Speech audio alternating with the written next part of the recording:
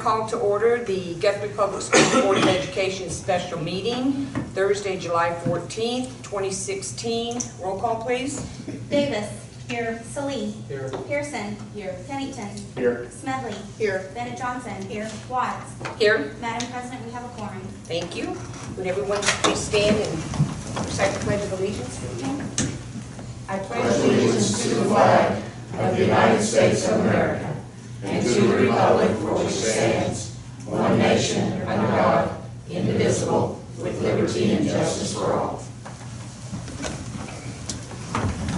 As we begin this meeting, let us pause for a moment of silence.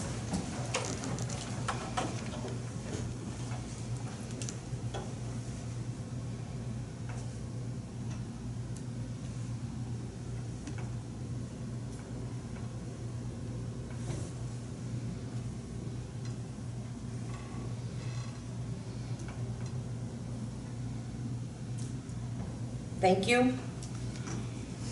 Agenda item 6, update on current bond projects by the Stacy Group.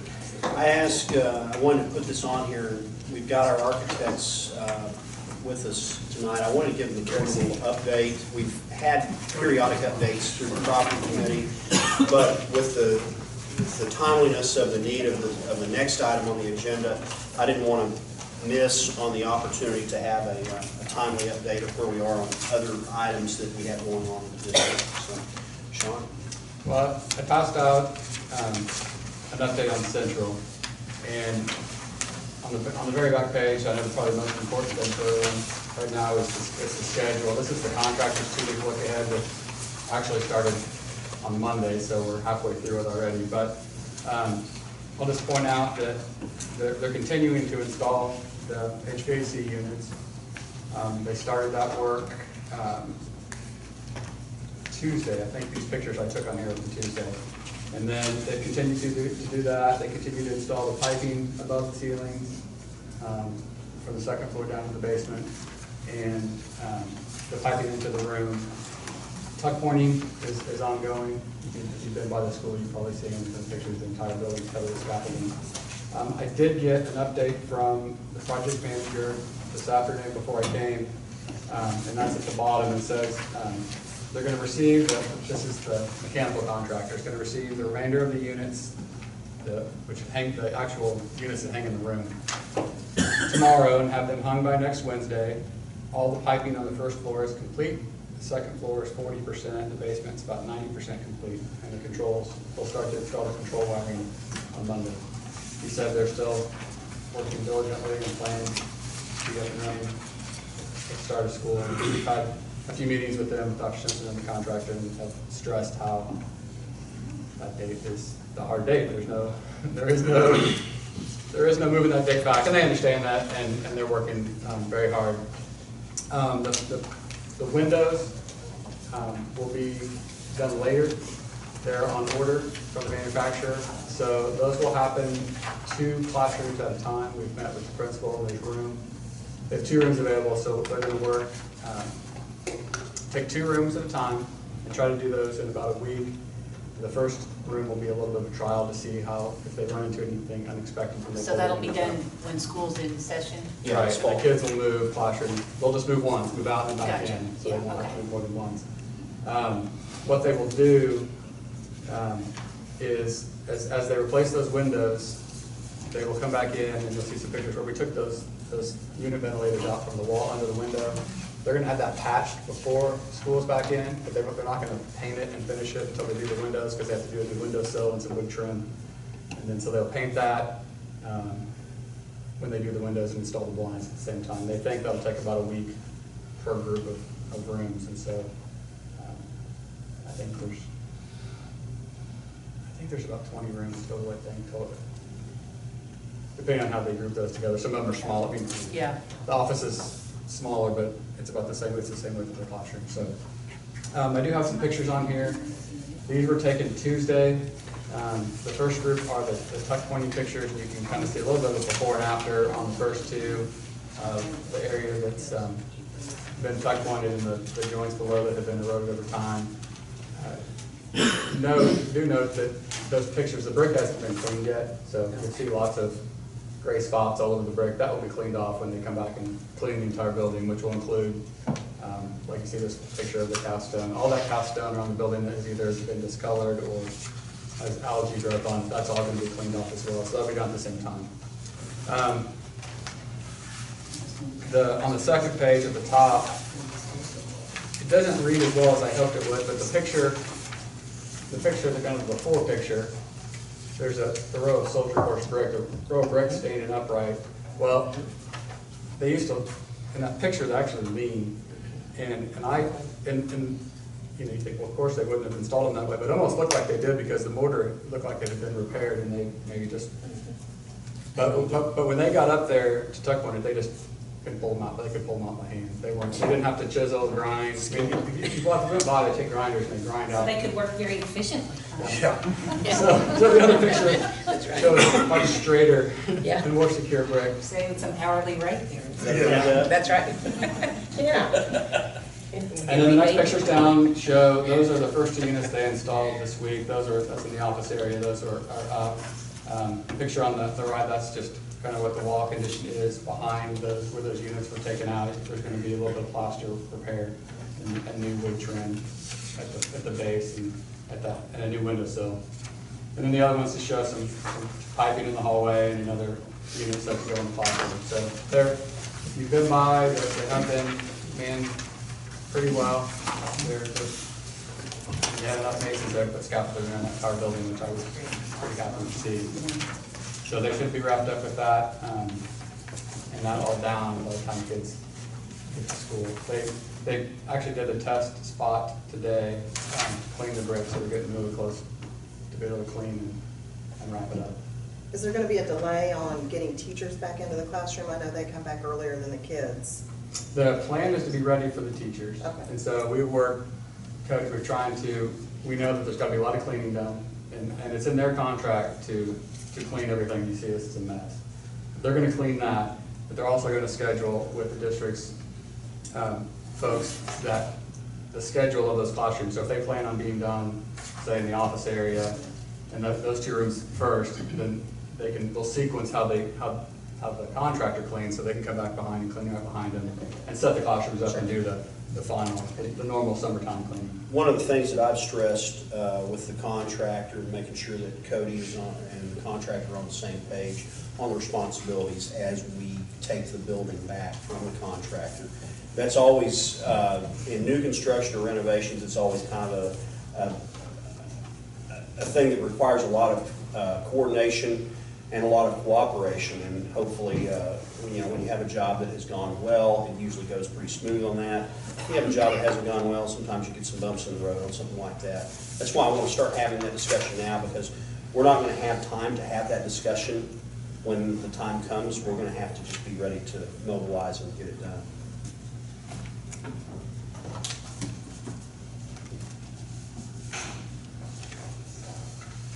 Any other questions for Sean? Got anything that's going on there? It looks good. It looks like a whole different building, even just uncleaned it does. And even the first 2 pictures, the before and after those, I know. I went by just a minute ago and that work's been done already, so. They drink a lot of Gatorade on that job. Really? Did you find some trash or do we, It's all the bottles are blown under the fence or out there in the street. well, we need to get them to take care of that.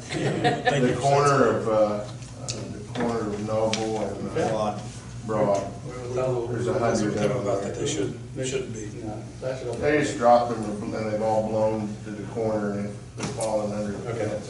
We will address that. Thanks.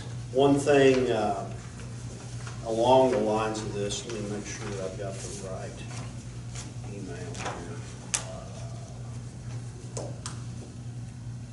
On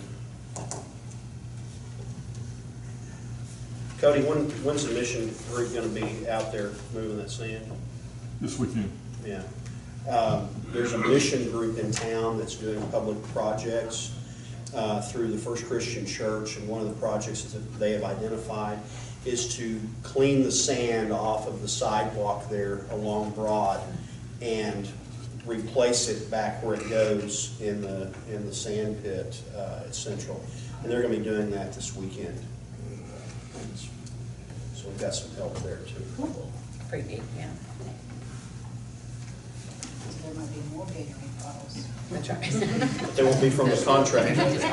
That's right. Anything else? Okay. That's it, and then, we'll talk about the elementary, but we've talked, when the teachers start to come back, we'll start to have our programming meetings for the elementary school. We'll start meeting with the folks and bringing people together, and starting that, to define the scope and the wants and needs of the school. Okay, thank you. Next item, discussion, consideration, and possible action on selection of a construction delivery method for the new Guthrie Elementary School. We had a discussion in the property committee this last Wednesday. That was moved from Monday to Wednesday because of the holiday. And I asked Mike and Sean to join us at that meeting because in the course of discussions that we had the previous month at property committee, there was a desire to begin an RFP process for a CM at risk. And when I wanted to start that, I consulted with Mike and Sean about that. And Mike indicated some concerns about our budget figures for the new elementary with the CM at risk. And so along those lines, we had that discussion in property committee. It was the pleasure of the committee to bring this to the full board. These are obviously things that have, these decisions have far-reaching effects toward the end of the job and meeting the budget number, but also in the functionality of what we do with construction as we go through the delivery process. And so with that, you have a blown-up, readable version of a matrix that I had acquired a while back through my work in previous districts on some explanations of what this is. And I wanted to make sure that Mike and Sean had an opportunity to have some discussion with the board and let the board ask some questions of them. So, Mike, you want to take off with that? Sure, and I'm going to start this the same way I did the proper meeting the other night. I am in no way indicating that I don't like construction management. I don't want it to come across that I don't, because that's not the case at all. I've done construction management projects that went extremely well and were very, very successful. I've done the same with general contracting. For me, it matters not from that standpoint to us. We'll do it either way, right? And do all the time. What my concern is that when we planned for the budget and what we had done, I based our budget numbers on doing a general contract bid on the number. And our 20-plus years experience of doing educational work on the K-12 side, I've never had a project that was construction management come in cheaper than general contracting. It's typically been more expensive, 8 to 10% more expensive on average. Some have been higher, some have been less, but I'm just saying in general, it has been. And I just felt obligated when Mike told me that you guys hired us to help you be good stewards of your money and to get everything you could for the budgets you had. And we had not budgeted for a bunch of extra in this building. It's pretty, we're all about business, getting as much square footage for the kids and community as we can, right? And so I just told Mike, I'm concerned about the budget if we change to CM process, just because of my experience with it. I'm not saying it's a bad experience. It's just been more expensive. And if we do so, I want to build in some safety valves and some alternates so we can deal with that in case it becomes a budget issue. And that's all my discussion really was. And Mike said, I really would like you to come talk to the property board. And at that meeting the other night, they said, hey, can you come talk to the board about it? I'm not saying that I'm pro-CM or anti-CM whatsoever. My experience, our firm's experience has been that it's been more expensive. There are some great benefits to construction management. if it's done right with the right firm, I think that there are some pre-construction services that can be helpful. In this particular project, I think being a brand new elementary school, it's pretty straightforward, so I don't know that there's a ton there. But hey, we're always, if I'm not learning something, then I'm not doing my job. You know, I can always get better at what I do. So that being said, I just expressed that concern and to you as well. I kind of relate it to, and I told Mike this, I drive a truck that's got leather seats, they're comfortable, power windows and cruising tilt and all that other stuff. Because I can afford to drive a truck with leather seats, because that's what I like. And that's kind of how I see CM.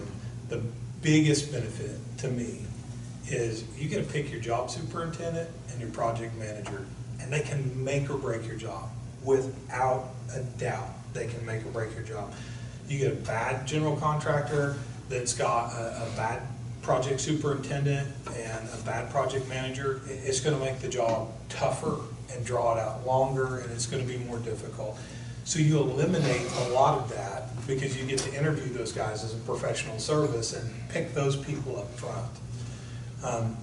My opinion about the cost is that the reason that we see a little higher cost in that is because of the Competitive Bidding Act. The way it's written, we can't get around the Competitive Bidding Act. We don't want to.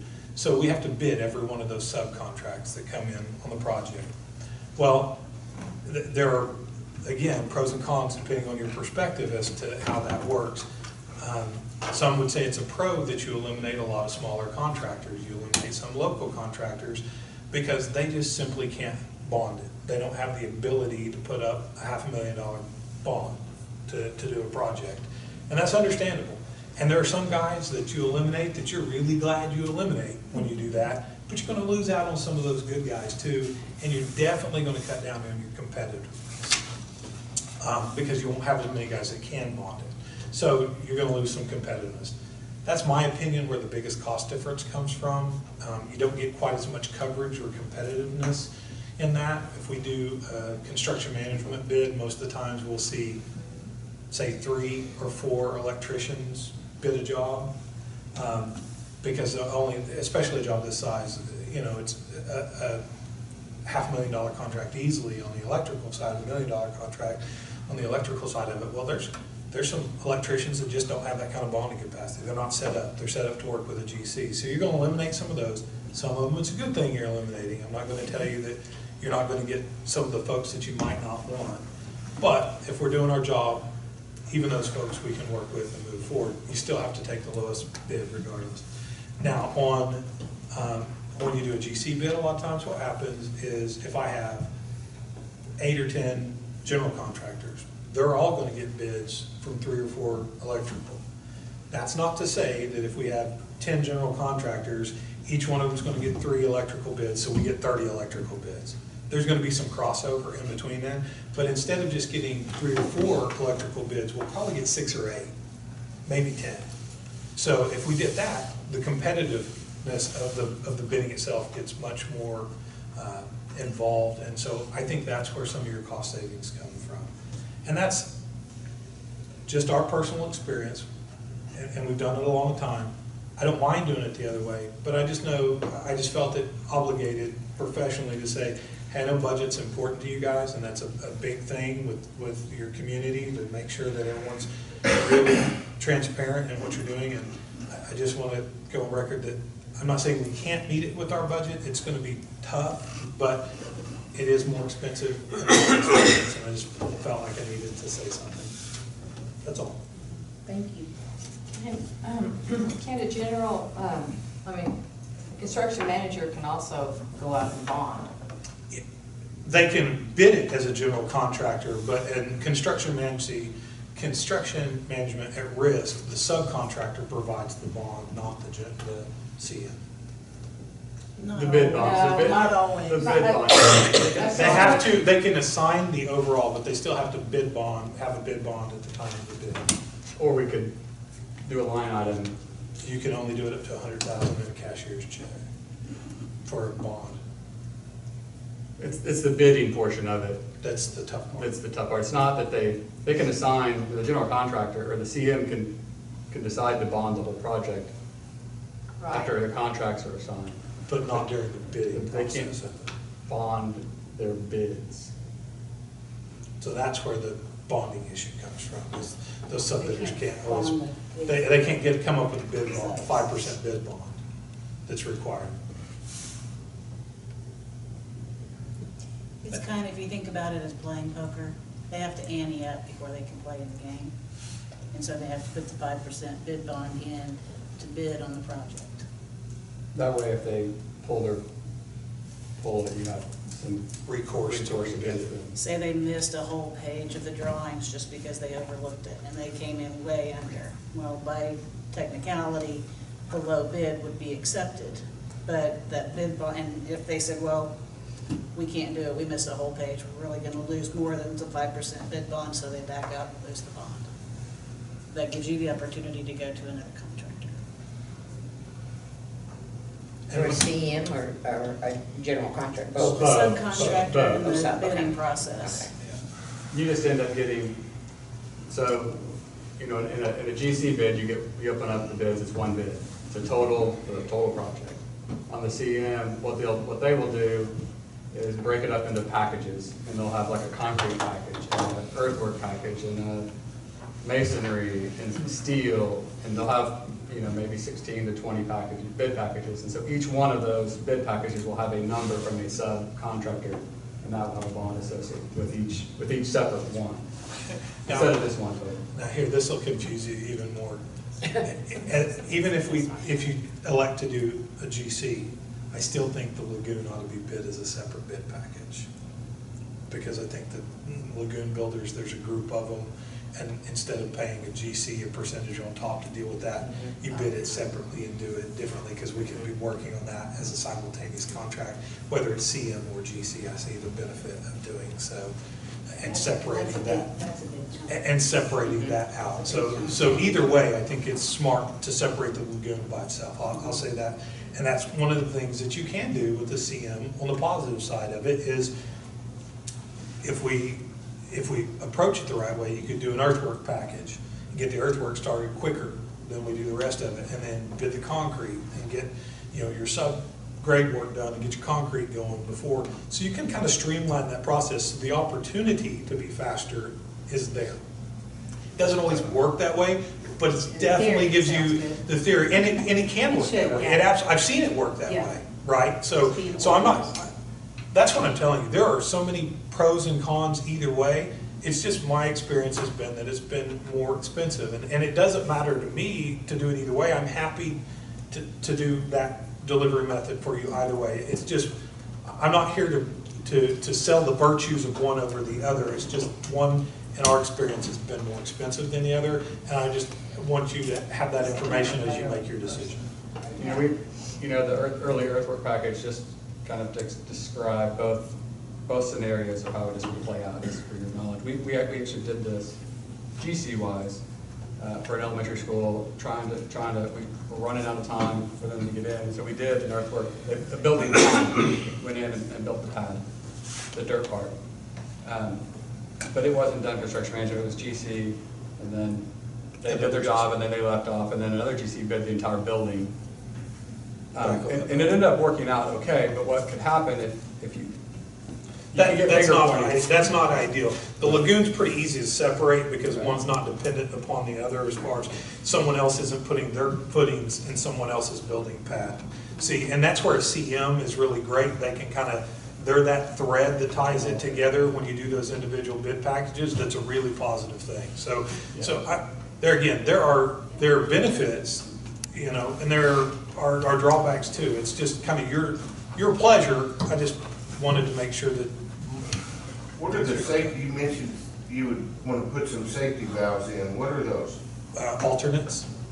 Alternates where we would look at, if the project, the potential to come in there and say, hey, we're going to eliminate a couple classrooms and build those as either shell space that could be finished out later or something along those lines. Just want to keep it up a little bit so we have some cushion? Well, and that's just it. If we pull all the bids, say our number's 10 million, and we pull all the numbers and the number comes in at 10.3, Well, we don't have another $300,000, so we need to have an alternate to be able to back that out. And it's hard to do that after the fact with a competitive bid because we're limited to 10% of the total contract, that if it's over $1 million. So the problem is then when you get into a sub bid on the CM side of it, because you still are limited to that amount. Well, if we do come back and say, hey, we're going to do a change order to change here, that 10% rule is much more, well, in some cases, it can be better because you get 15% if it's under $1 million contract, but those smaller contracts also limit how much you can do in a change order at one time instead of it being on the overall account. And we would look at items that we all agree that. Yeah, It may be yeah. parking, it may be do 20 Yeah. less parking spaces, and we'll add those later. Well, you know, the ideal thing would be to not cut any classroom space. Yeah, do we put an energy management system on the control side of it, or do we do that as an alternate? That's an easy thing to look at, that, hey, you can always put that control system in, but is that, I just want to have some safety valves there, which I'm not saying that we don't want to look at some of those as a GC too, but they're going to become even more important in a CM process, in my opinion. And that's what I'm saying. I'm not saying that we can't meet our budget and get there. It's just been more expensive. We just are making it a tougher task. And then local contractors would almost be eliminated if we have a. Depends, it depends on if they have the bonding capacity to do a bid, to get their bid bond, if they're even set up. There are some local smaller contractors that don't even have any bonding set up and the ability to do it. If it's under $100,000, they can do a certified check as a bid bond. They're not actually going to give you $100,000. That's a bid bond. And there's a little bit of a misnomer in that if you talk to Rosenstein, Fisk, and Greenville, who does the majority of school law in this area, especially when it comes to litigation, what they'll tell you on forfeiture of a bid bond is all that you can really, you won't get the full 5%. What you'll get is up to 5% to cover the cost of rebidding or going to the next spot, is what they tell you. That's what Eric Nelson tells us, that you have to approach it. So it's not like, hey, we're going to number 2 and it was 3% higher, but you got to give me your 5% to go to it. It would be, hey, we're going to number 2 and it's 3% more, so you have to give us that 3% to cover that difference to go to it. Does that make sense? Right. So it's not just a, hey, we hand it over. Now, they either have to be able to do a bid bond, or if it's under a certain amount, they can do a cashier's or certified check for that amount. So And it doesn't get cashed. it doesn't get cashed unless there's an issue. But my point being, there are some subcontractors that are out there that just aren't set up to do that because they always work with the general contractor. I mean, to get bonding, I mean, you've got to have that in real money for that to be available, fairly liquid money. So that's all. So does a CM at risk typically charge the same as a general? Yeah, so here's the deal. A GC, it's hard to say that, and the reason why is, in a CM at risk, they generally charge you a percentage fee, and it can be anywhere from 2% to, I've seen it as high as 6%, but most of them are 2 to 4, right, in the percentage that they're going to charge you. And then they will charge you reimbursables. So you're going to be charged the reimbursable for the job superintendent, the job trailers, the phones, the fuel, all the little stuff. And it adds up and will be in that 10 to 16%, depending when they get all the reimbursables added up. Depending on what it winds up, it's 10 to 16 is our experience with it. A GC will tell you that they're going to try to make 10 to 15%, but oftentimes, especially in a competitive bidding market, if the market's really tight, what you'll see is a GC say, well, I'm not going to try to make 10% on this job. I'm going to try to make a couple percent and just keep operating. So they'll knock their fee down, and that's where we see a little more aggressive numbers, which can be a factor in the overall cost as well, because they're willing to negotiate that at the time of the bid, depending on how the numbers are. So I can't tell you that the CM's making more or less money than the GC. That would be kind of hard for me to quantify. until you got to the project. That part would be tough to quantify. It's just been our experience that in the bid process, it has been a little bit higher to do it the other way. And their reimbursable is what they charge,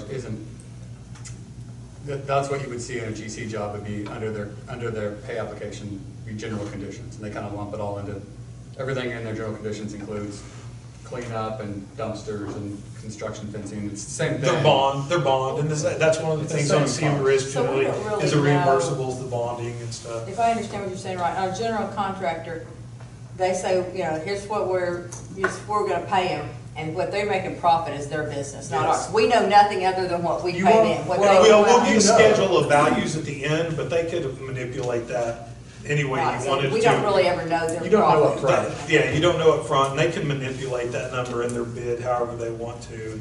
Yeah, it's listed, but you don't know if they. You don't know, And they so- could pad that number because that's just an evaluation. If I'm understanding what you're saying, I think, construction manager is going to cost us more, but we have a little more control over watching the whole Absolutely, project. yeah, Because absolutely. it's our decision on the bids and stuff in the end. Yes. He gets it together and says, this is it, but we make that decision. Well, and then- So we have to be willing to, And part of what you're Spend the paying for, extra money. the extra too you're paying for is you're paying for pre-construction services that you don't pay for as a GC. And, to have them along with us, because the whole point would be to bring them in now as a team and we work together because it's a team approach. It's not a us versus the contractor. It's much more of a team effort as you go forward, and as we're designing the project, they can come in and say, hey, you know what, we've had some experience doing this, and we think this is a little more constructible, and it could potentially save money to do this. So, yeah, So that's where their idea is that's how they're gonna save you money, is to try to head some of that off the past, to try to find a better way to build the mousetrap early on. And I don't devalue that at all. There's definitely some areas that they can always find, because we're not infallible. We've done a lot of elementary schools, and we're pretty tight on what we're putting out there in the first place. I mean, we're not trying to spend a bunch of extra money that doesn't need to be spent on the process, And you've been to some of our work and seen what we do. I want to spend money where you see it, that you can utilize that, but without spending all your budget. Where a CM a lot of times is really good at finding numbers is in that stuff that's hidden that you never see. And we try to be really cognizant of that during our design anyway, but that's not to say they couldn't still improve that process. Does that make sense? If I could add a little bit to some of the comments, one of the things that he made mention of as far as the breakdown of the percentages on a CM versus a general contractor, they're basically gonna charge their, whatever profit they're going to make, and they're also gonna charge their overhead, such as the superintendent, the job trailer, the toilets that are on the site, all of that is considered general conditions, and that's gonna happen on both sides of the aisle. One of the things that he made mention of was when he was talking about the bids come in and we're anticipating a $10 million budget and it comes in at $10.3 million. One of the advantages that construction manager presents is they're working in concert with the design and the owner to identify what the owners want, where the value is, and how we can achieve it, the better mousetrap or a different kind of mousetrap to achieve the same end result. But with a CM at risk, as you're developing the design, you're also developing the budget. They're working with local contractors, potential bidders within the community, suppliers, to find out, okay, if we specify this kind of tile, what's it gonna cost us? So we're developing that budget before it ever goes to bid. And then by the time you go to bid, you pretty well know, okay, we need an alternate for this or that because we think we're not gonna have enough money based on our estimate along the way. And kind of, I'm a huge Forrest Gump fan, and one of the things that comes to mind is that general contractors, a lot of times when you're doing a low bid job, it's kind of like a box of chocolates. You just don't know what you're gonna get. And so that would be something that in a CM situation, you have the opportunity to visit with potential CMs. You ask for the qualifications. Are you qualified to bond this project? Are you qualified to work with the source of contractors? Because like he said, the subcontractors are gonna work with more than just all your eggs in one basket. And like he said, as far as, they're looking at, they may take a 2% profit margin just to keep business coming in, because at any one time, a general contractor is not looking at just one job. They have an overhead that they have to maintain. So they're looking at all the jobs that are out there to bid. What can they bond? So that narrows the potential down. Then they say, okay, we can put this much time in it, we can staff this, we know we can do this, but then they don't get the bid. So now they've got to scramble and get another one in the queue so that they have money coming in to maintain their overhead. And by doing that, we have to, by Title 61, have to advertise for 21 days for a public bid. There is not a contractor out there that spends more than 7 days putting together a bid. It may be out there for 21 days. Very true. But there is not, they are saying, oh, well, that didn't work, we've got 3 days to get this bid together. So what they're putting in is, 7 days worth of work, maybe, to come up with that bid. And so what if they missed a page? What if they missed something? And then that's where, even though initially the comments of it coming in lower with the low bid process, they do. Because I guarantee you that they missed something. So with the CM at risk, I made the poker analogy earlier, and I don't know why, because I don't play poker, but if you are playing poker and you can't see everybody else's cards, you're going to be way more cautious about how much money you put out for your bid than if everybody's cards are open. You can see what the risk is. You know, okay, I could probably lose this, or I can win this hand. When you're laying out all the cards and they can see what the risks are, generally that contingency or that risk money goes away, which is typically what a general contractor will include, because they're pretty sure they missed something, so they'll put a higher risk factor in on a general contractor. Now, to that same note, on a general contractor, if they miss something, it doesn't matter, it's on them. It's not, yeah. It's them. There's not gonna be a change order to give them something they missed. I kind of see two sides. I think what you're saying too is they may give a fudge factor fudge their bid. in their bid, and I'm not. I know what you're saying, like, hey, I missed something, so I need to add another. Even that being said, that's all I was saying was that we've just seen it to be cheaper that way. I'm not saying it's better, I'm just saying it's cheaper. And at the same tone, you still are dealing with the lowest bid. Even if you do a CM, because you've got to still bid every contract that you have on it, so you're still going to get the lowest bidder is the one you're going to get. There's no negotiating it. It is, you get to pick your job superintendent and your project manager, which is a huge, huge benefit. I mean, major, major benefit. But you're still dealing with the lowest bidder. The good side of CM, because of that bonding stuff right there, you'll lose some of those guys that you may not want because they won't put a bid bond together to go after it because they're just not set up to do so. Would you agree with that? Yeah, and what you end up with too, kind of side but along the same line, is if you've got a $500,000 contract and the contractor decides that, well, I've got something bigger and better down here, I'm gonna walk off the job. Now you've got to come in and you've only got whatever hasn't been paid to that contractor to work with, versus if you had a bond in place, you could cover the full contract. Yeah. Which everything you will have will be fully bonded. It has to be, so. Covered by a bond one way or the other. It's just a bid bond. Both ways, when it's a school, has to be bonded, right? Yes, sir. That protects you, I mean, you're really going to be protected either way. You're still going to get a good product at the end of it. I just felt obligated because my experience has been that it's been more, and I know money's important, and I know transparency is important to you, and I don't want to come back later and it be more expensive than what we thought it was going to be, and you say, well, why didn't you say something back then? So I'm saying something now that it's a concern. I'm not saying it's a definite, it's just a concern, and I just wanted you guys to. And you think on a project of $11 million, what would be your average increase that you think we could expect if we go with the CM? 6-8%, pretty easily. On a smaller job, it's more, but on a bigger job like this, it flushes a little different. Does that make sense? Do you think it's going to be around $500,000? Could be. Yeah, pretty easily. More than a piece. Yeah. Maybe someone will have pity on us because of all this. Well, I would disagree with that percentage. Just because, and there's going to be arguments on both sides, like you said. You can find, I searched the internet and I just got to the point where I quit printing stuff off because there's stuff on both sides.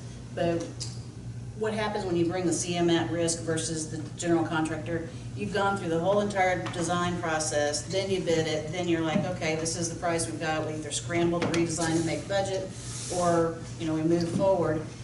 if we've got someone working with us throughout the project, you can shave time off at the end, which is a dollar value too. You're not having, you know, the job site open longer than it needs to be because you're able to phase and schedule stuff while you're still in design to get to the end of the schedule. Yeah, and this is gonna be, it doesn't matter if this is CM or GC, this is a 12 to 14 month job. Mike, Just the size of scope. what percentage of your firm, of the work that you've done, what percentage is CM at risk and what percentage is GC? Well, I would say probably 95% of what we do is GC. It used to be higher CM percentage, but just people have gotten where they've really tightened up their budgets, so it's gone more the GC route in later years. We still do some, I would say we do 2 or 3.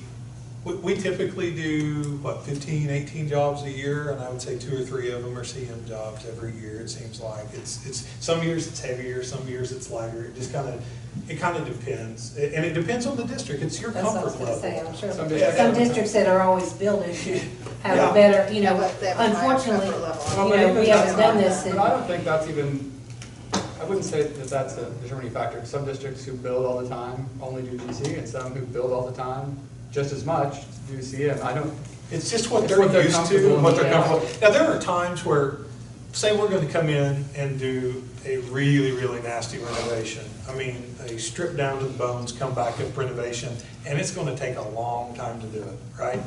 CM's a good thing, because they can come in there and do a lot of exploratory stuff for us that we can't get to beforehand, because we just don't have the ability to get there, right? So that can be some huge savings.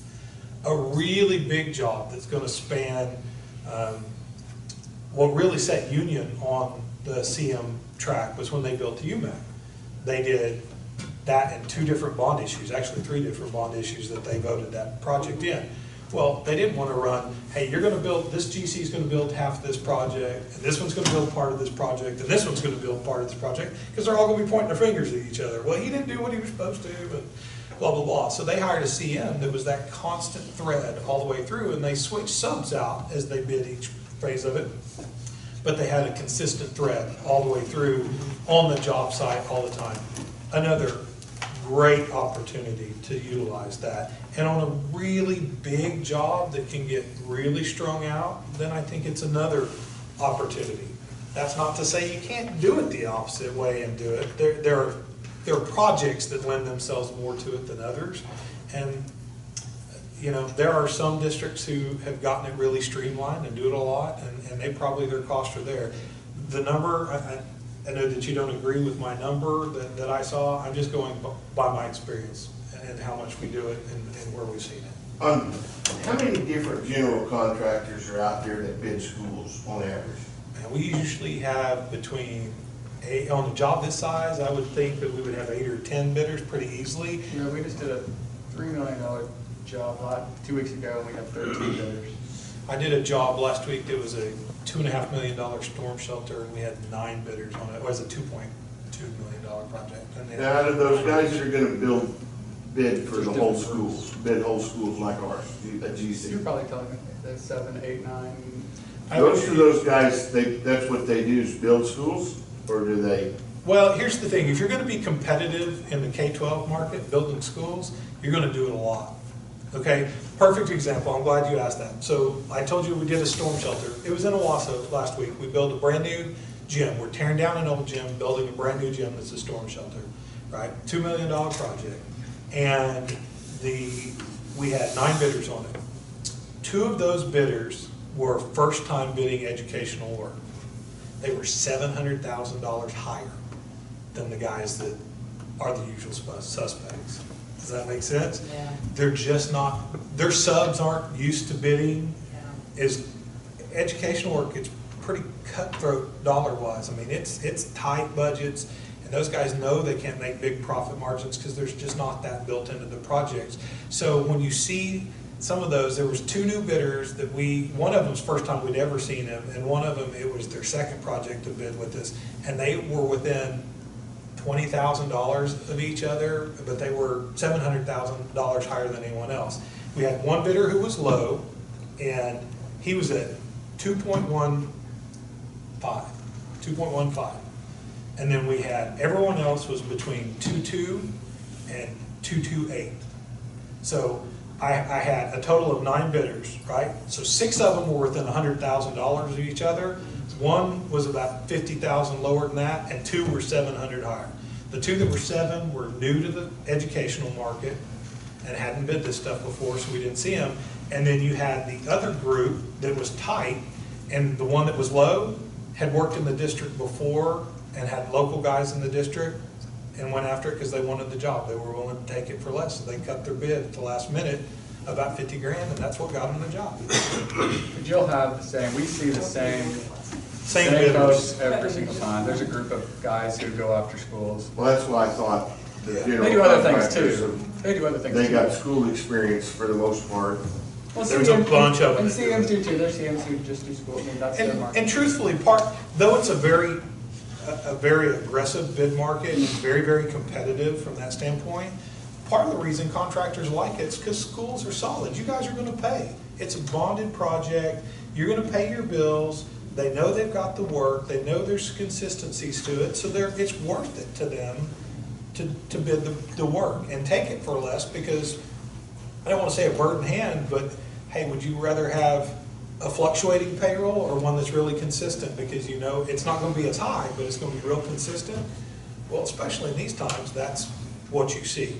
I'm not saying that there are also CMs who do a lot of educational work that are set up the same way. Does that make sense? So there's CMs that follow And you'll that have- same pattern. And the CM isn't necessarily just a certain group.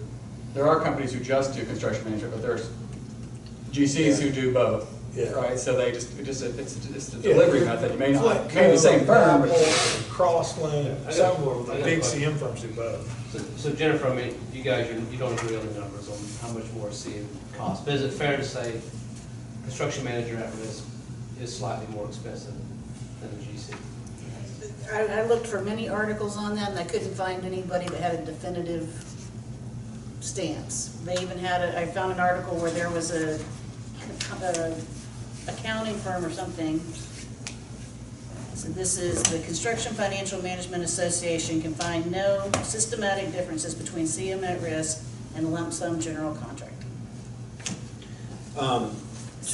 To your question, Travis, when my time in Ponca City, we were making a transition from general contractor to CM at risk. That transition happened roughly at the time that I came to Guthrie. So the projects, and there's been numerous projects in their long-range plan, they have completed CM at risk since my departure 4 years ago.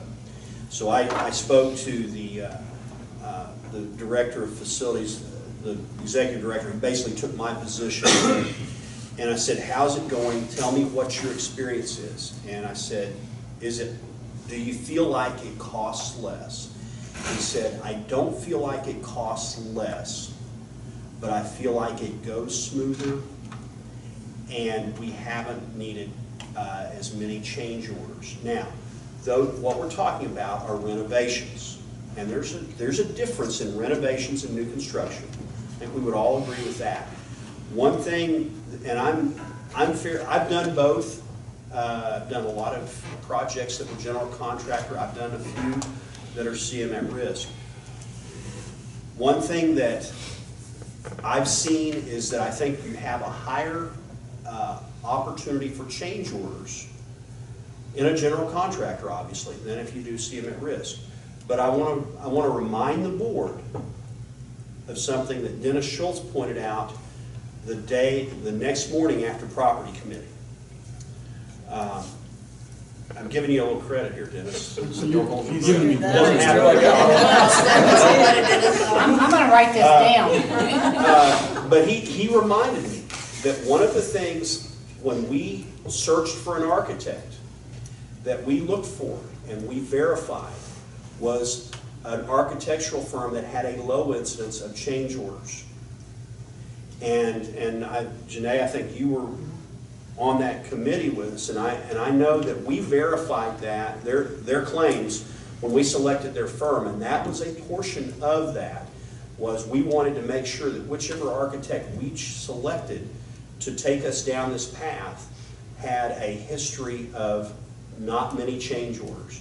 And Mike alluded to that the other night in property committee, and I'd kind of forgotten. I've slept a couple nights since then, but Dennis pointed it out. I haven't slept. Yeah, that was the case. And so I want to make sure that we have that out on the table as the board works through this too. Yeah, I guess that's what I'm trying to get to is, I mean, because if I understand Jennifer correctly, I mean, CM at risk is there at the front end to help you value engineer, save money. But that's kind of where I was, complete circle, kind of where I was going back to when we selected the architect. I think we trusted Stacy Group to have the experience there to value engineering, those savings on the front end. So I mean, I want to be sure that, I don't want to be spending a lot of extra money on CM at risk to do that value engineering when we hopefully selected the right architect to do that for us to begin with. But Well, this is not reflective of Stacy Group. I'm going to qualify that. However, when you're doing a lot of similar, and this is something that Mike can attest to from firsthand experience in Stillwater, when you're doing a lot of similar projects, and if anybody's heard of a cookie cutter design, you can take this cookie cutter design and use it in Texas and Oklahoma and Arkansas and Oklahoma City and Tulsa. You have the basic design already done. But there's still site-specific items that have to be addressed. And when we were doing the Stillwater Stadium, we used a firm out of Texas, and they had built that stadium probably 20 times across the country. So whenever the Stillwater group got their drawings, it still said, call Plano, Texas for this or that or the other. Refer to, whatever their local contact people were. So it was cookie cutter, but they still missed out on a lot of the revisions that had to be site-specific for that project. And to the defense of working through an issue, again, I've never worked with Stacy Group, so this is based on my experience, separate from them. We did a project in Oklahoma City, and architects, I will give them credit for creating some beautiful, beautiful stuff. They have a distinct eye that I certainly do not have. So when a lot of times, and I'm not saying this is indicative of Stacy Group, but this is an example in Oklahoma City, we had a designer that had an exquisite eye, and he wanted a particular canopy made that because it had crisp lines. So they specified high-density steel and all of these different caps and this and that, and it was beautiful in design. But it cost twice as much as a similar one that met the intent of the design.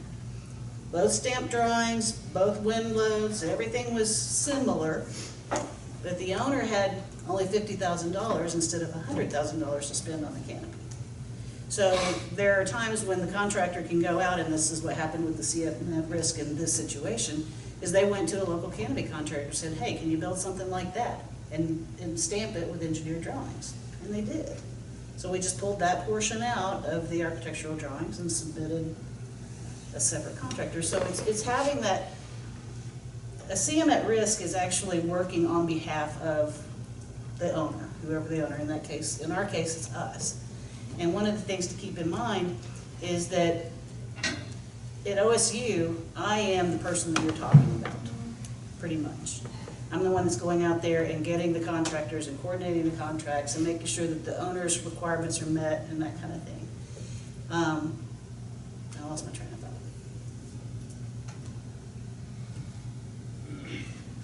Okay, for the owner. But, Yeah, that's where I was going. so you think though, I mean, there is some stuff, and we've talked many, many times about the fluff design, and I think they get it.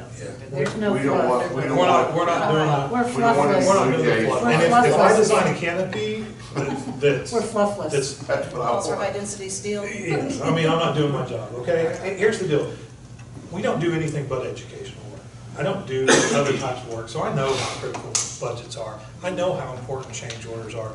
What he was referring to is, we have a less than 1% change order rate historically since I opened this firm. We don't have it. And those numbers are even skewed. I'm doing a project with Quita right now, and they're killing my change order percentage because they were tearing down an old building and building a parking lot. They wanted to wait and do it later. And I killed myself because we came in and the project was a $10 million elementary school. And this was about $900,000. Well, we had budgeted about 1.1 to tear it down and do the parking lot and landscaping, all the other stuff. And I started talking with the GC and we negotiated and did a change order and did it for $896 instead of the 1.1 that we're done. And we did it under a change order, so we didn't have to go out and save the cost of the bidding and everything else. It wasn't a real, oh, we missed something change order. It was, hey, we just found a way to save you guys a couple $100,000. Let's do a change order. And that bumps me right up to my 1%, which drives me nuts. But still, You put a little asterisk by it. yeah, you'd like A to. disclaimer. But there are instances, like I've done that a couple times. We did it for an HVAC system at a high school one time. We did it we got a grant for a brand new elementary school and did $750,000 worth of playgrounds and ball fields. Because I got a grant, we were able to do it under change order. So there are instances. So even my 1% number is a little bit skewed. We really don't do a lot of change orders. We take that very, very seriously. And I hope that we've done this so much, and part of the reason you hired us is so you don't have to worry about, I'm gonna put a canopy on there because I think it looks good and not because it functions or costs the right thing. You've been to some of my buildings. The stuff that you saw that you were like, man, I'm worried about this cost, it was cheaper than the stuff that we looked at that other people had done, and it's about how you use the materials and where you use the materials, and that's my point. Travis and I complained just about every time there was something designed in the hallway. They look So good. we get it. Paint is cheap. Well, and Yeah, that's I my think point. another, Well, I'm telling Terry, just in case you. another point here,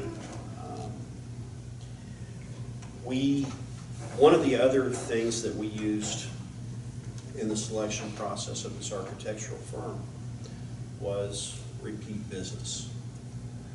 I'm a firm believer that if you use an architect for a project and you drop them and you go to another architect, there's dissatisfaction. And I will say that going back to that, they have a loyal following of clients.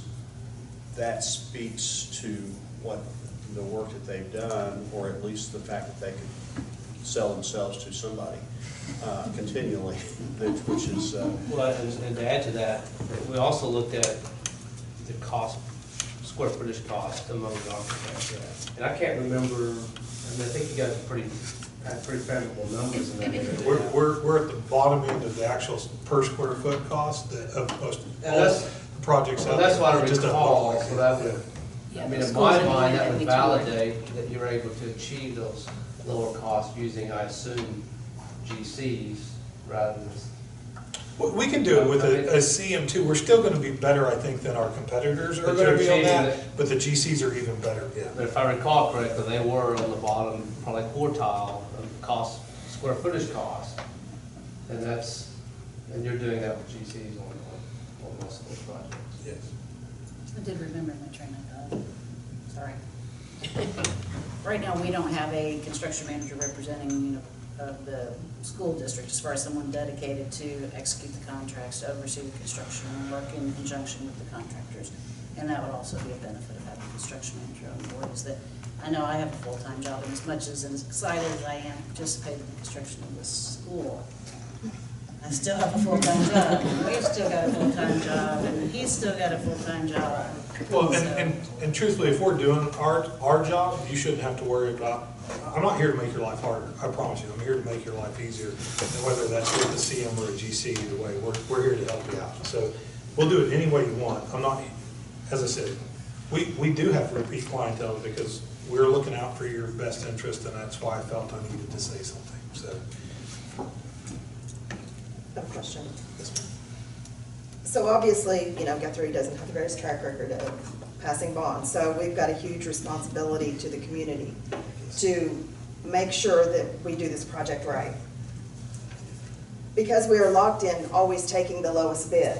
Now, you talked about how there are, pretty much the same group of contractors that come and will bid on these. Kind of give us an idea of what those contractors look like. I mean, how many of those out there are you a little scared when they show up as the name that just, Well, I would say the size of project that this is. I'm not worried about. You get a better group. You get a better group with the size project is. When you're down under $2 million, that's when I get a little bit nervous of it. And even that's a little bit cyclical, because job superintendents and project managers saddle a new horse all the time. They just they just float all the time. They move around. And so most of the time, the project and construction's at the end, right? Finishing the job, manning the job, and getting it finished 100%. And when we get to this size project, that's less of an issue, because they're gonna be a more constant person there all the way to the start and finish of it. So at this level of project, there's no one that I'd be like, you know. I will tell you, on the bids that I took last week that I talked about for the storm shelter, there was one of the contractors who had originally done work for us that had been stellar. And then they did 2 jobs 2 years ago that were some of the worst jobs I've ever dealt with. The owner still came out fine, good projects when they were all said and done. It was a nightmare for me and a headache for the owner, but we got through it and got it done. And so they haven't been low on anything since then, and I'm thankful that they haven't. But they've also had a turnover in some of their staff, so it might be better now. You know, at one point, so it's pretty. There was a big GCCM company here in Oklahoma City that have offices in Tulsa and Oklahoma City, and when they started were outstanding. They were great, and they got to be so horrible that you just were terrible to see them coming. And they started losing all their CM work, and they were struggling all over the place. And they went through and pretty much fired everybody and rebuilt their staff, and they're one of the great companies to work with again. So it's a little cyclical. There's no one in that market right now that's in that $10, $12 million project range that I would say right there that scares me. Right now, we've worked with all of them. There's some contractors, some owners like better than others, but sometimes personalities just You get into that range, mesh. you get into that range of job that a company is financially able to bond that big. They're usually a little bit bigger firm, and so they're a little more professional. They have more professional staff and the capabilities behind the scenes to help manage the job. Sometimes when you get those really small jobs, it's just a couple guys, and and most of it, you guys don't see, it's on our end trying to get submittals done. It's like, and there's nobody there to do what you need to get done just on a day-to-day basis. And at this size project, there's a bunch of them that are out there, your Bolts, your Crossland, some of those companies that are out there that do CM and GC work, and they're gonna bid it as a GC because it's a big enough job that it's got their interest. So you're gonna get some of that benefit of that CM group anyway, just not the pre-construction side of it. But there again, I feel like we do a pretty good job in the pre-construction. I'm not saying that we can't learn something, because like I said, the minute I think I can't learn something, I'm messing up. So.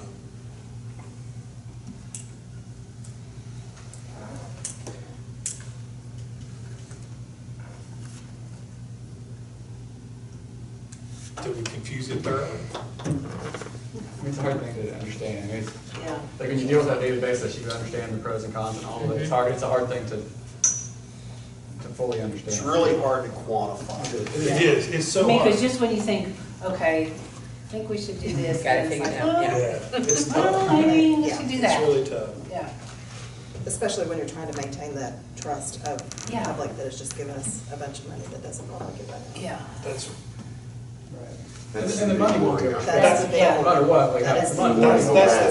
That's the tricky part. That's why I had. Because you want to We've be, got to get another one, so Get we've got to stewards. be right on this one. I know.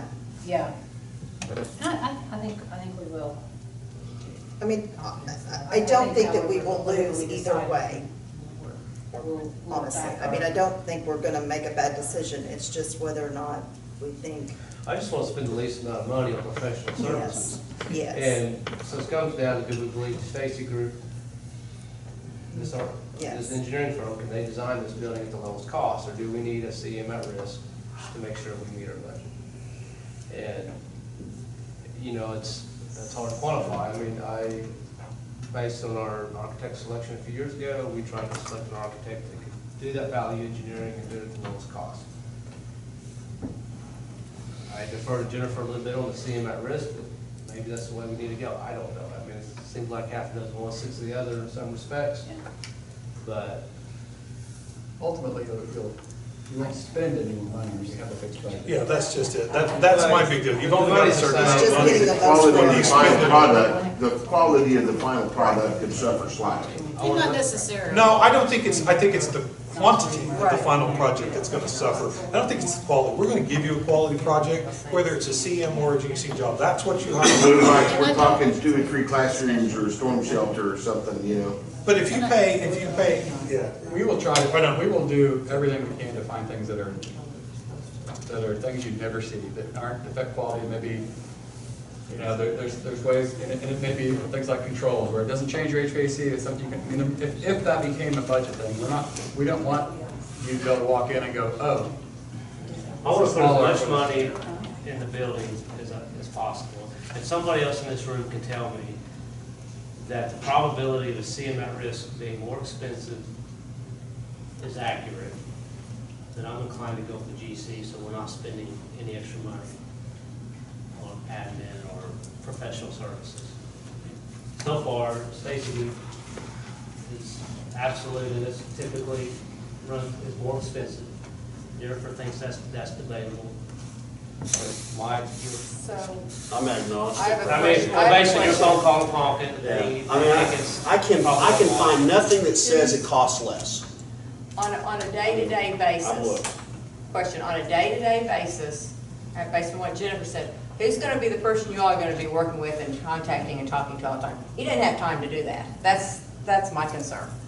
I'm sorry, Mike, that's not your job, and I hate to be that way, I know you love it, Well, we're doing but projects you're right running, now, you're running the so- school system. Well, and that's what I'm on thinking, this. the only reason I'm leaning more toward the CM is just to have one person that can answer all our questions, somebody that we can go to. Well, you would still have somebody you would want to be the owner's representative to speak for, I want this. We Yeah, can't even take if you it. do a CM, you still need an owner. You need somebody to say, whoa, I mean, whoa, you we know, to can't take coordinate that out. That's everything, just important 'cause to we the don't- district.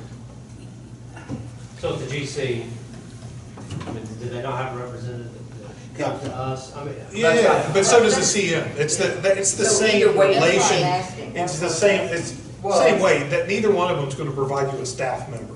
You still have to have someone on staff that's gonna be the decision maker, go-to person, regardless. They'll- If it's CM or They would GC. come, CM would come and suggest, hey, I think we should do this, but ultimately, it's not our decision, It's your decision. somebody, you know. Look at these guys, they all got quiet back there. Person, then, I got quiet back there. I've known Dr. Simpson for 20-some years, and he's gonna be involved. Yeah, what do you say? He says he No, knows that he'll could be be involved. anybody, just, But you it's- know. But have we been, had to this point, has it seemed intrusive to you, Mike, what we've done in the first couple projects? No, roofs are easy, they're not very sexy, but they're easy. But the one thing that that is a challenge with this job that's different than any of the others is the distance from my office. Yeah. Yeah, But I guess it's. but you know, I think But you got a hard hat? yeah, and I guess I can put a cot at Sharon's house in the garage or something. But I know that Cody will be involved as well because he's had a lot of experience with this stuff. But I think on a job as big as this, obviously there's going to be some organizational meetings. I will be involved anyway. I'm guilty. But the thing about this is, I'm also confident that this is new construction versus renovation. And I said this earlier, there is a big difference there because unforeseen circumstances in renovation, there's a lot greater risk of that. And we've already seen a little bit of that, nothing major over at Central. We're working through it. As much as anything, being the owner's representative in new construction, my experience is walking the job to ensure quality and workmanship and to ensure that there is progress toward the final goal at the pace that is expected. And the reality of this is, Sean's about as close as I am to this job site. And that's the other thing, is that's kind of but it can be done. We'll make that work, whichever method we choose. Well, during construction, that would be, for you, or whoever, once every 2 weeks. We would be there much more often than that at the project meeting, so it's not. It's once every 2 weeks And we until we can get come the here. But then we can come here and think things. As you've seen already, I walk the job at Central every day. Yeah. But it's Pretty right, much. but it's right there. It's right there. I probably would the other one too. It's an But you wouldn't opportunity. have to, I'm saying whoever was on that. But And we can make things easier, Yeah. we could, we'll bring things to you, if there's questions and drawings, you do it. Either delivery method, we can do that, yeah, that's not a problem. But your experience, My experience is it's more expensive. okay, and I we can hired a say guy that for, without- okay, less change orders. And the cost per square footage on it. Yeah, The the peer cost per square groups, footage the was peer big. groups was on the low end. Does our new facility director, would he have experience or be willing to provide some input on? Yes. You all have inputted what I was going to talk about, because this is big for Guthrie schools. Tina kind of elaborated on that. You mentioned you work with 6 to 8% difference. I work with nothing but GC. I haven't done CM right yet, because I had a lot of the maps things going on in Oklahoma City. I had one time I had 35 schools under construction going on. So that's heavy, intense. We had weekly meetings and blah, blah, blah going on. But we got to hit a home run with this, either way we go with it. And you guys, as a board, hired Stacy Group to be that recommendation that leads us in the right direction. And so that's why I would suggest this time, in my opinion, that we follow their lead and go with what they recommended. So it's very simple. Because are you willing, my question is, and I thought about this a little bit, if we go the CM route, are you willing to answer questions if we do go over the budget? If we go over $500,000 or whatever it might be, up to 6 to 8%, are you willing to answer those questions? Will it be tougher to pass that next bond issue that we desperately need here? I've only been here 6 weeks, and we've got a lot of low-hanging fruit that needs help out here. These schools need some attention. We want to keep this rotation going, these bond issues as we're going. Because these students, these kids, and the teachers, and everybody, we need to put them in an environment where they can learn in, and that works where they're not having to learn and teach in right now. It bothers me a little bit. So it's a lot of things got to go on, but this first one's a big one for us, and I want it to be successful. I really did. And I just don't want to see us make a decision, have to come back and answer questions for us now, because it's not only that we're talking about today, but we're also talking about the future of Guthrie and what we've had to deal with before.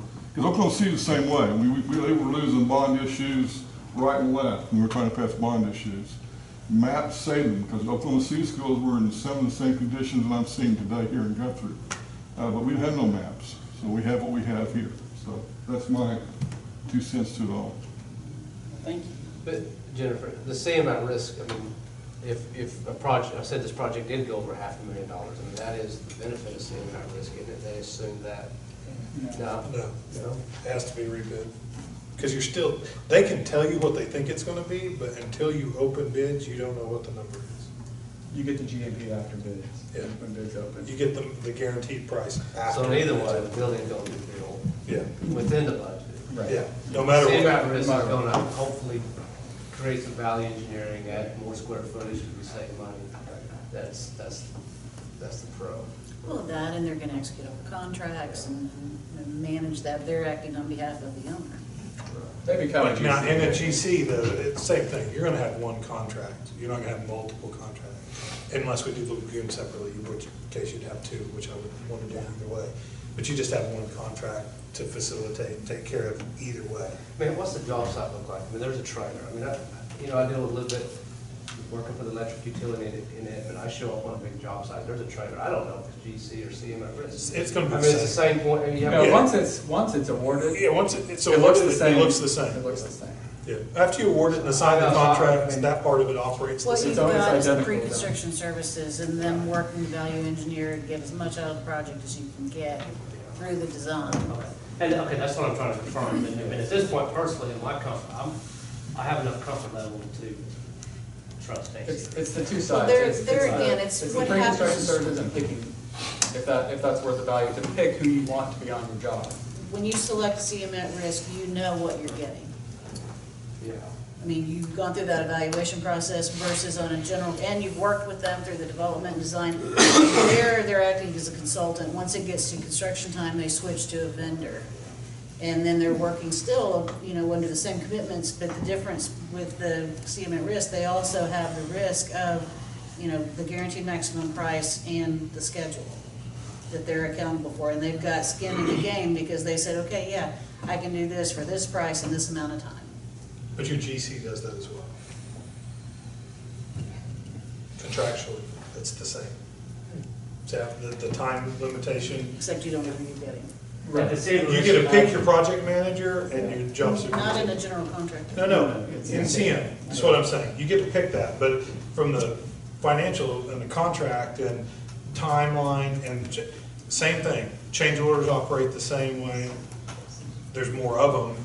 Well, There's I more. mean, the GCs, they're still gonna bid, so we have to take the lowest bid, or what if you say, hey, this guy's terrible, I prefer. You gotta take the lowest bid unless you can prove Not otherwise. necessarily. You can, your Unless you general, can- your CM at risk can submit a qualifications statement that any contractor that bids on the project is required to submit qualifications so that they're Yeah, I'm eligible. talking about for pretty the- much the GC and the C. The CM actually. Okay, I have, Both of them do that. this is all new to me, but I just thought, okay, I get it with the construction manager that we would, excuse me, pick this person. Okay, if we go with the general contractor, how do we pick that person? Is it you send out the bids, whatever company bids the job the lowest, then we automatically have to take a person from that. Well, you're gonna No, take you their- go through the You're gonna G, take their the bid. CM at risk the same way you selected Stacy Group.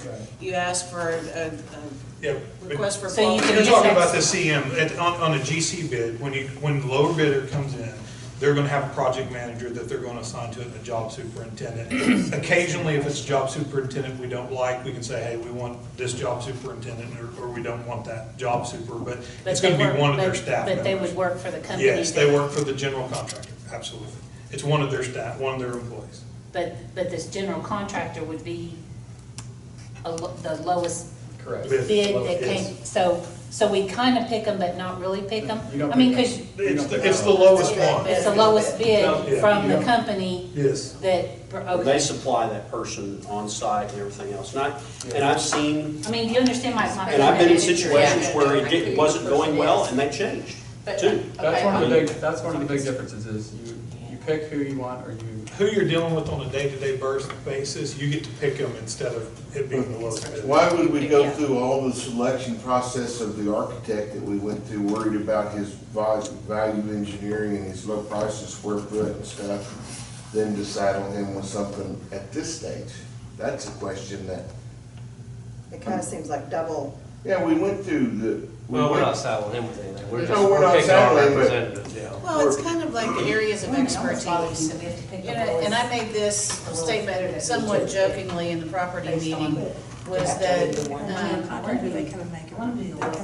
They come and make presentations to you, and this is what they're offering for their price. Well, but if you've been involved with hiring anyone, you can always get a bad apple, because anybody can come in and sell you a bill of goods, and you're still not gonna get what they're selling. Yeah. Right, but he said at the $10-12 million So there's no guarantee mark, with the CM. most of them are reputable and have done them before. Right. But if we get the lowest bidder and we don't want them, can we say no? not without going out for bid again. Right. Well, can you come back to them and go, hey, you're okay company, but we don't want X, Y, or Z? Yes, you absolutely can say I want a different job super. Because I'm guessing being in the OKC market, you're going Yeah, to be that there's very people that you familiar. could work better or Well, worse. if you get assigned a project manager, he's not, like, during the job, he's not performing, you say, you need to. Yeah, and if we get a GC that we know, we can even request a job superintendent that, Yeah, well, that's something, you know, that's. that they have on staff, you Because know. it's, you know, it's And like I said, I've been through a project that we, in the middle of it, we changed job superintendents. And that was a mutual decision with the GC and the school district because things weren't going well. And Yeah, if he's an ass, you want to get rid of it. Jennifer, you were talking about people that are in different areas of expertise. Well, and I made this statement jokingly in property committee. I mean, as architects, and my comment to them was, I think that all architects should have to spend at least 2 years in the field before they design anything. Because just because you put it on paper doesn't mean you can build it in the field. And one of the things that I feel is a benefit from a construction manager at risk is you've got the designer and they're putting things out there, and you've got the contractor that's been in the field and has built that stuff, and you've got that kind of a cross-check system. We're all working together to make sure that we've got a workable, valuable project that's gonna succeed at the end of time. So it's kind of just having somebody watching to make sure, you know, your mom's watching over your shoulder, make sure you're not gonna do anything you're not supposed to be doing, figuratively speaking. Yeah, I mean, I understand that perspective. I mean, I guess maybe How many schools have you guys built? I don't know, $600-700 million worth as Stacy Group, over $1 billion in my career.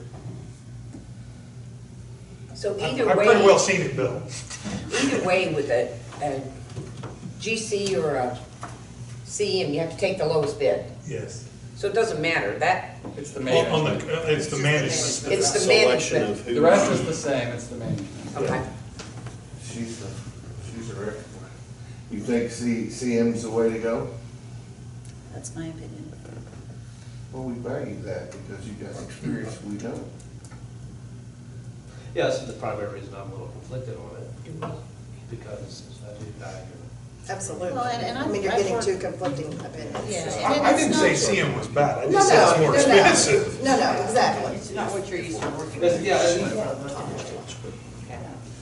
My experience is that when you get into a project, even a well-designed project, there's always things that come up, field design that has to be addressed. And a CM at risk, my experience has been that they're gonna work through that issue, whatever that issue is, to find the best value, the best solution. But is it, well, and I'm gonna defer to your expertise, but my concern is that we hired guys at the lowest square foot. We vetted the dog out of them. We went, looked at their buildings, spent a day looking at all kinds of things, and then we did that to get the best bang for our buck. Will this cost us more money? CMs? I don't know. I don't think so. Because if they have a design that's working and it's been vetted, can someone come in and look at a vetted design and save some more money? You know, like you said, they use cookie cutters. Easy now. Yeah. I didn't say they did. I You said see how I'm just saying, if you throw a spoon out there on the table, I mean, we could design a better, different spoon, but I mean, it's, you know what I mean? I mean, with our little project, do we have, because what scared me at the start, we did vet them, like Travis said, we went through it on their square footage, we want to get rolling.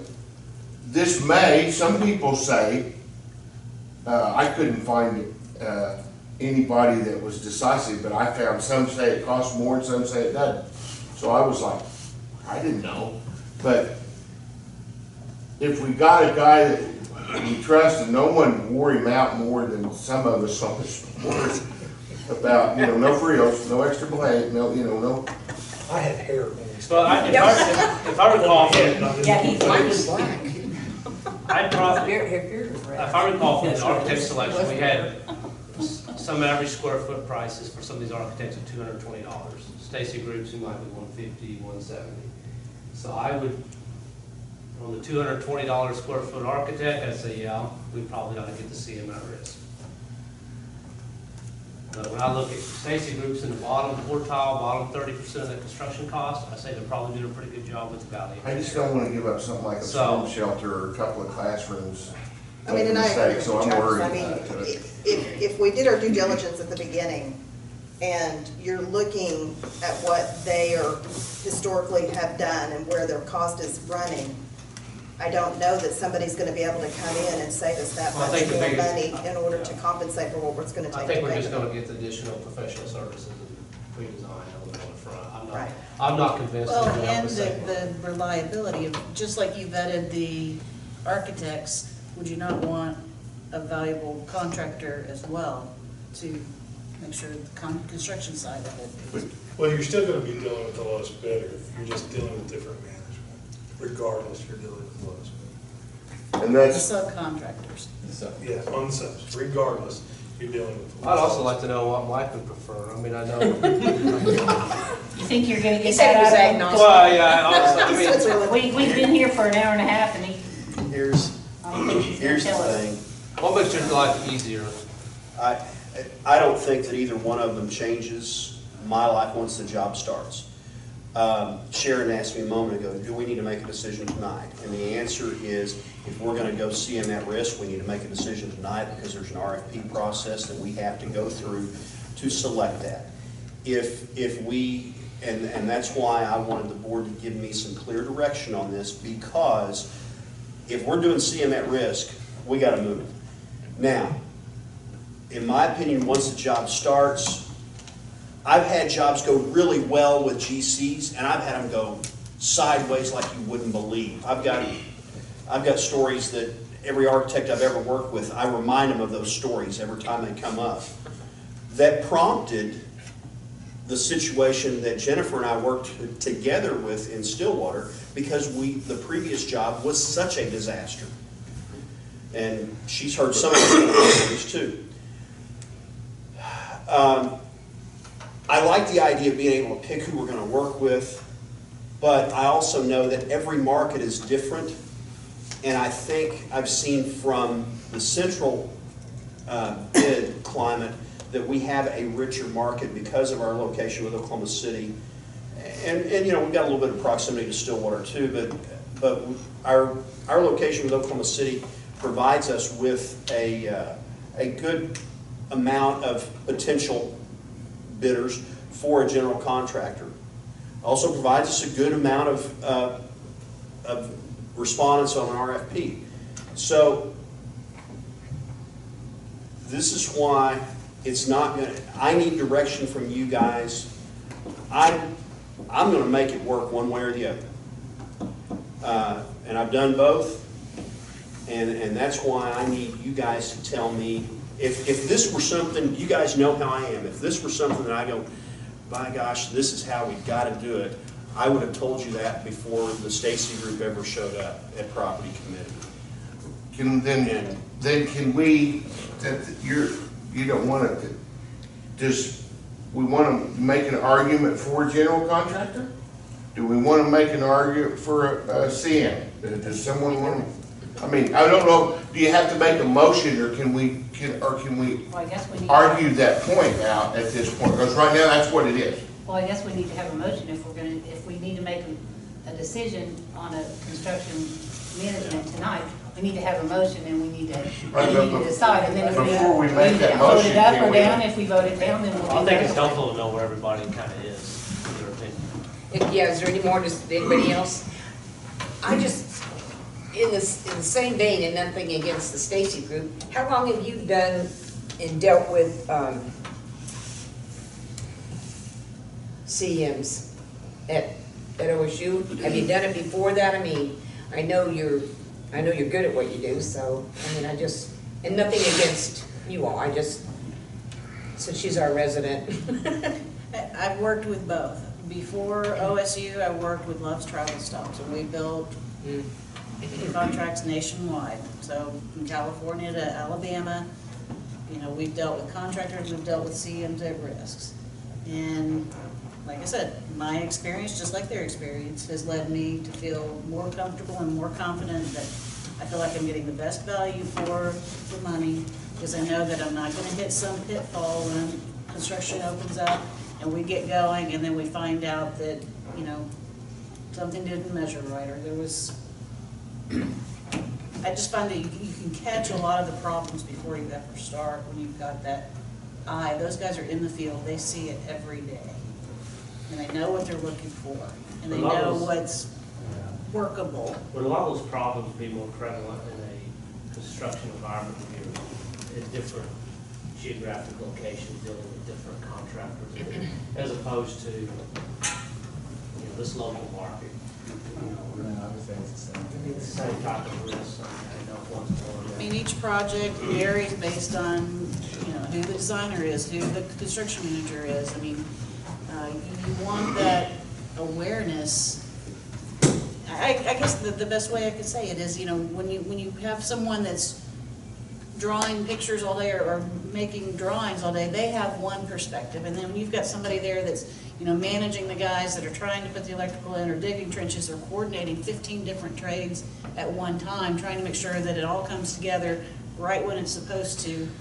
I mean, But he's gonna bid that out, he's gonna put out bids for the electrical and stuff, just like the contractor is, isn't he?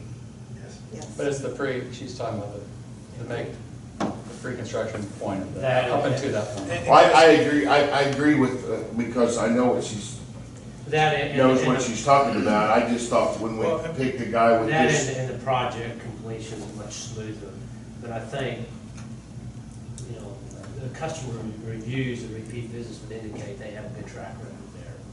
And then when I look at construction costs, I see them lower than this. I mean, Part of the reason you hired us is because of the way we do things, and we spend a tremendous amount of time in the field. I don't just sit around and draw pictures all day, I Well, I didn't. promise. I've never worked with you, I'm just So, using. so we are very architects proactive in the general. field, we're here a lot. I've done construction, I've been on that side of it, I've got that background, so it's not like we come into this blind. And that's why our costs are lower than other people's. I don't spend money where I don't need to spend money, guys, we just can't afford it. And if you look, I'll put our building design up against any other architect anywhere in the country, and we'll look better for less money. You can take our building and set it next to another brown box and look at our building, and it doesn't look like a brown box, and we've spent less money than they have. And that's because we've gone through this process so much and learned how to put a building together in an economical state. And if you're concerned that we aren't capable of doing that, then you need to have that CM. If you trust that we know how to do our job and that we're gonna look out for you in every way, shape, or form, I think it's more economical. My experience has been that it's more economical. As I said before, do I think a CM might be able to come in and say, hey, you know what, I just saw something, let's look at this. Yeah, absolutely, we're not infallible. There are gonna be instances where there might be a better mousetrap out there, and I'm all for it, because that means I can use it from now on. But I've been doing schools for 20 some odd years, since 1992, that's 24 years, that's a lot longer than I wanted to admit. I've been doing educational work, but I've been doing, that's my whole career, is doing educational work. I've put a lot of schools together, guys, and we know how to do our job. I don't want you to worry that we're going to spend your money in a way that shouldn't be there. You hired us to be a good steward and to gain the trust of the community. That's why we're here, that's what you asked us to do. And that's the only reason I brought it up, is because I was concerned that the budget was going to be more. I don't have a problem with CM. My experience is that it's more expensive, and you hired me to be a good steward and point out areas where it's more expensive. That's all I was trying to do. That's the only story I have. Two most recent buildings, schools you built for those GCs. Yes. The elementary schools you went to? The occupancy. Yes. We're gonna have to answer to the public, I mean, no matter Yeah. which way we Travis, go. one thing you mentioned, Edmund, I called Mr. Town, started to say Dr. Town, he's not doctor yet, but he's working on it. And Evan, the superintendent of Evan. Oh, okay. And I asked him, you know, what are, you know, he's worked with Stacy Group, he's worked with other architects. They've gone exclusively GC for some time now. They are planning on one project that will be construction management. That is the 4th high school that they are going to build, but the reason he gave is that that is going to be phased over 4 years and will be a large building, but built as they get money through their flow of bond issues and Which bond. is exactly what he explained as. That'd be best every year. Perfect example. Union did it that way. Yeah. Yeah. Perfect place for that type of project. Yeah. But, you know, the other side of this is, Stillwater and Ponca City are having great success with the CM. And Probably on the renovations. Ponca City's been primarily renovations, and Stillwater was 2 new elementary schools. Did they have those built into the budget when they did the bond originally? Yes, they did program management and construction management for the get-go. Yeah. Which we did not. Correct. So if your numbers, even if we were 5% higher, we would see them talking, come on, classroom. That's my concern. $250,000. Or smaller More porta potties. That's what We'll just do porta potties, start now. 10 million, 5%. Playground. It's a playground or it's a classroom or. It should.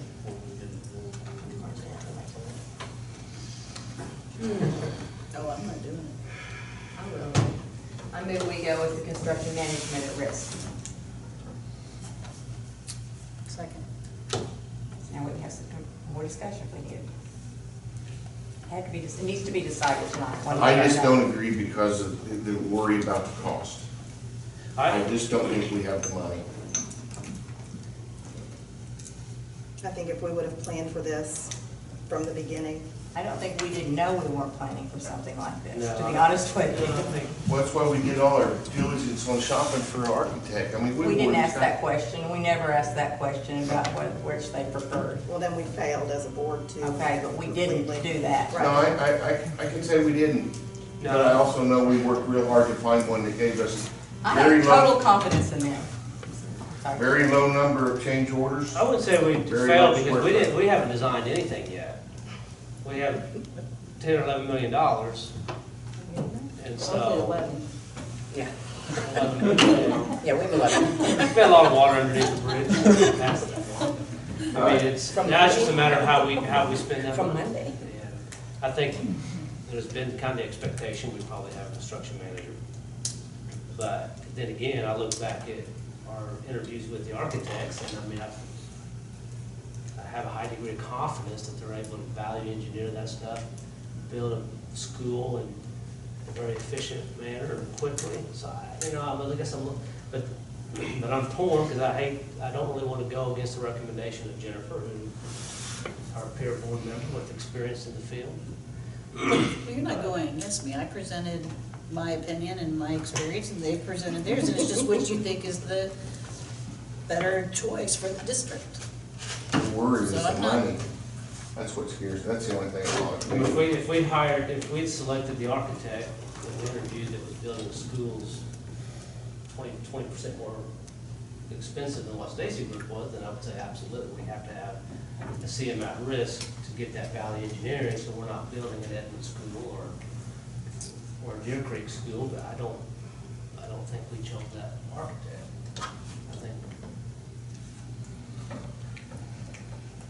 I think the CM, I mean, when I look at it, it's just a great idea. I like having more, more control. But my biggest issue is the good steward of the money of the community. And that's what's nagging at me. I think Jennifer makes a good case that the CM at risk would demonstrate when we are being good stewards. Okay, We have and that's true. So I mean, I don't know that. That's true, yeah, you're right, I think so.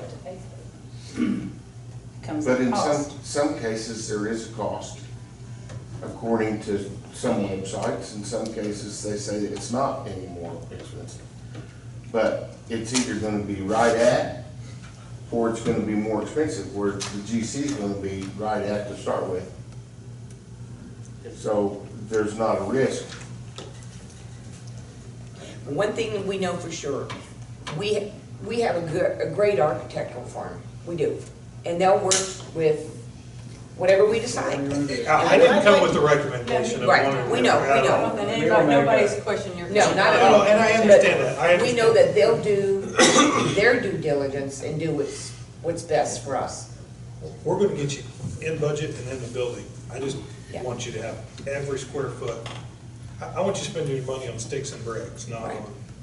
As long as we don't have to get out and dig the lagoon ourselves, I think we're okay. Yeah, I mean, I think that's gonna be okay. Just one more item to consider. Kind of, they were talking about the differences with regard to the CM is gonna come in and they're gonna have however many bid packages. You've got your electrical, you've got your dirt work, you've got your roof, your tile, whatever that bid package is going to incorporate. That construction manager is going to go in and line item everything that's going to be expected from the contractor that's bidding on that bid package. So you're gonna have to have 2 coats of paint at this level of quality, you're gonna have to primer, they're gonna detail every item that's expected. Whenever you're going with a general contractor, you don't have that. Oh, you absolutely have You've got that. My that. specifications say, say why would they that. not be doing that? Right down to the mills that I expect on each coat of that paint. Absolutely, you have that regardless, because even if you have a CM, he's following my spec, because it's my responsibility to make sure that building's built correctly. That's what you're paying. You're gonna have a subcontractor come in and bid that, and they'll say, well, it wasn't line item, it wasn't identified. It is identified. That's where I have gotten hit with more change orders, because, and it's just like one And of that's, the comments that that's was the said. difference. My specs say it, and he's gotta do it, even if he misread it, he's gonna do it. Period, That because has he not signed a been my contract experience. that said he will. So I won't argue that the initial, if you do a hard bid, then it comes in initially, it is lower. Yeah. By the time you get to the end of the project, you're getting hit with so many Per- change orders that. Perfect example, we put in an owner's contingency allowance in the Roof project. And the general contractor came back, and at the end of the project, we hadn't touched it, 0 change orders. You were owed $25,000. And I said, we need to write a change order for the, or Sean told me, we're gonna write a change order for a credit for $25,000 against the project for the unused contingency. And he goes, I missed it. Tough. He says, well, we need to talk about it. There's nothing to talk about. You signed a contract and bonded it, and that's the way it's gonna be. I'll hold it from your last pay application. You will not see that $25,000. Well, I'm gonna talk to my attorney. And I said, talk to your attorney, and I'll tell you what the school's attorney's gonna say, heads up, verbatim, what he's gonna tell you. Mike, did you call your attorney, and did he not, and did we not get a $25,000 credit change order back? It is lined in that spec, and they're gonna follow what's in that specification, absolutely, unequivocally. And there's just one other, this little example, I don't know the value of it, but on the window, the HVAC window, Central Project, we were in one of our meetings, and the contractor, we were talking about doing the windows and just, what all had to be done, he dropped his head, and I was like, what happened? He's like, I didn't bid the window sills, I missed it. Every window gets a brand new solid surface window sill. He's like, I guess I'm not making, he knows he had to eat it. We're not gonna give him a change order for it.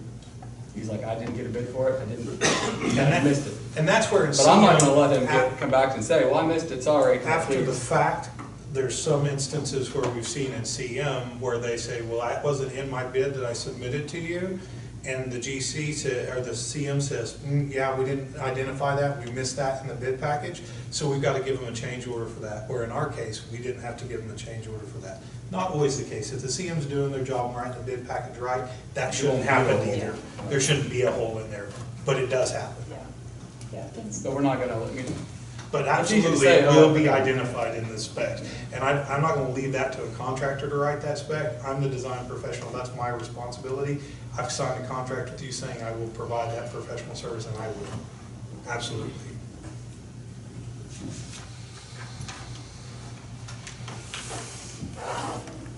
I'm sorry, I didn't mean to sound offensive with that. So we'll hold both of them accountable, Yes. both sides, whichever way you go, We're gonna hold them we're gonna hold that accountable. same stuff, the same accountability. It would happen, Yeah, there is a motion on the floor. Any more discussion? Speak now. Roll call, please. So your motion was to hire a construction manager, right? So the motion, yeah, would you, want to repeat the motion? Anybody want to repeat it? Should read the motion. The motion was made to go with the construction management at risk for the construction delivery method at Denver Elementary School.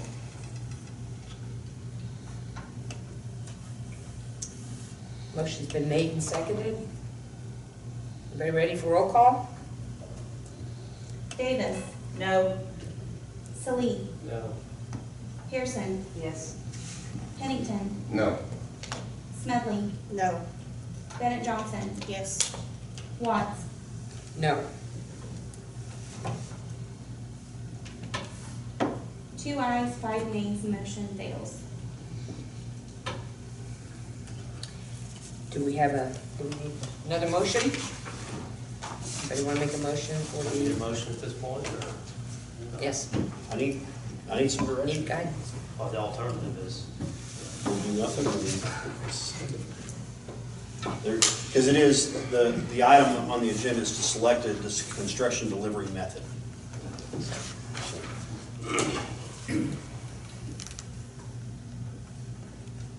how would the motion read? Just make a motion to employ the services of the general contractor for construction of new elementary? Second. Any discussion? Well, hold on, just for clarification. Your motion's to employ a general contractor, or are you gonna have it go to bid?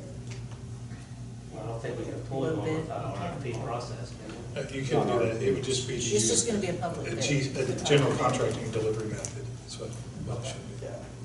So I make a motion to utilize a general contractor delivery method for construction of the new elementary. I'll second that. Any more discussion? Roll call, please. Davis, Yes. Salee, Yes. Pearson, Yes. Pennington, Yes. Smedley, Yes. Bennett Johnson, Yes. Watts. Yes. 7 ayes, 0 nays, motion passes. Can I make a motion? Sorry. Roll call, please. As you're starting your truck? Yes, sorry. Salee, Yes. Pearson, Yes. Pennington, Yes. Smedley, Yes.